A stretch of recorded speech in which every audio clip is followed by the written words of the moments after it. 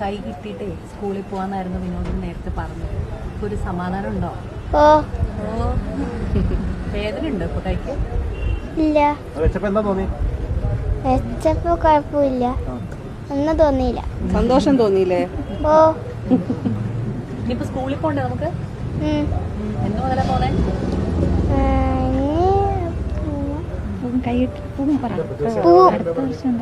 അടുത്ത വർഷം പോവും. ആ കുട്ടിയുടെ ഉള്ളിൽ വളരെ നല്ല സന്തോഷത്തിലേക്കാണ്. പക്ഷെ എന്നിരുന്നാൽ പോലും ഒന്നൊന്നിനും പകരമാവില്ല. ആരോഗ്യവകുപ്പുകൾ, ഒരാശുപത്രിക്കാർ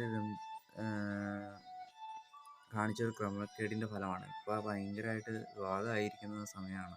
അതായത് ആരോഗ്യമന്ത്രിയുടെ കഴുത്തൊക്കെ ഭിന്നിച്ചുവെന്നും പറഞ്ഞുകൊണ്ട്, കഴുത്ത് ഉളുക്കിയെന്നും പറഞ്ഞുകൊണ്ടൊക്കെ പറഞ്ഞ് ഭയങ്കര വിഷയമായിരിക്കും. ഇപ്പോൾ ഹോസ്പിറ്റൽ മേഖല ഒക്കെ വളരെ ശോകമായിക്കൊണ്ടിരിക്കുകയാണ്. ഇപ്പോൾ ഒരാളുടെ കണ്ണിൻ്റെ കൃഷ്ണമണി എടുത്തു, മുട്ടിൽ ചികിത്സയ്ക്ക് പോയി. ഇപ്പോൾ വയറ്റിൽ കത്രിക, ഒരു കുഞ്ഞും മരിക്കപ്പെട്ടു.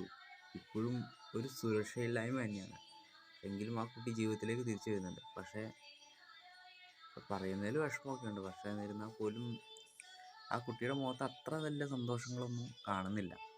അത് ഉള്ളിൽ പുറമേ ചിരിക്കുന്നുള്ളൂ. പക്ഷെ ആ ഒരു പഴയ കൈ പോയപ്പോൾ സത്യം പറഞ്ഞാൽ സംഗതി നല്ല കാര്യമൊക്കെ തന്നെയാണെങ്കിൽ പോലും ഒരു എന്താ ഒരബദ്ധം, ഒരു പിഴ, അബദ്ധത്തിൽ പറ്റിപ്പോയതാണ് ആ കൈ മുറിച്ച് മാറ്റേണ്ടി വന്നത്. പക്ഷെ കൃത്രിമ കയ്യാണ് വെച്ചിരിക്കുന്നതെങ്കിൽ പോലും എന്തോ ഉള്ളിലൊരു പിടച്ചിലാണ്. കാരണം ആ കുട്ടി എത്രയോ നല്ല രീതിക്ക് അത് നല്ല രീതിക്ക് പോയേനെ. എന്നിട്ട് ഇപ്പോൾ ഇങ്ങനെ കൈ വെച്ചിരുന്നിട്ട് അതൊരുമാതിരി ചോദ്യമായിപ്പോയി. എന്തൊക്കെയായിരുന്നാൽ പോലും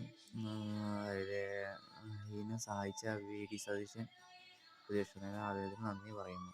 ഒപ്പം കുട്ടിക്ക് ഇനിയുള്ള ജീവിതം മുന്നോട്ട് തന്നെ പോകട്ടെ. എന്നിരുന്നാൽ പോലും ഇനിയെങ്കിലും ഇത്രയൊക്കെ സംഭവം നടന്നു, ഇനിയെങ്കിലും ഈ ആശുപത്രിക്കാരൊക്കെ ഇമാതിരിയുള്ള കാര്യങ്ങളൊന്നും ചെയ്യാണ്ടിരിക്കുക. ആ കുട്ടി എത്രയോ സന്തോഷത്തോടെ ഇരിക്കേണ്ടിയാണ്. അപ്പോൾ ഇങ്ങനെയൊക്കെ ആക്കിയതിൽ നിങ്ങൾക്കൊരു പങ്കുണ്ട്. അപ്പോൾ ഇനിയെങ്കിലും അത് ആവർത്തിക്കാതിരിക്കുക.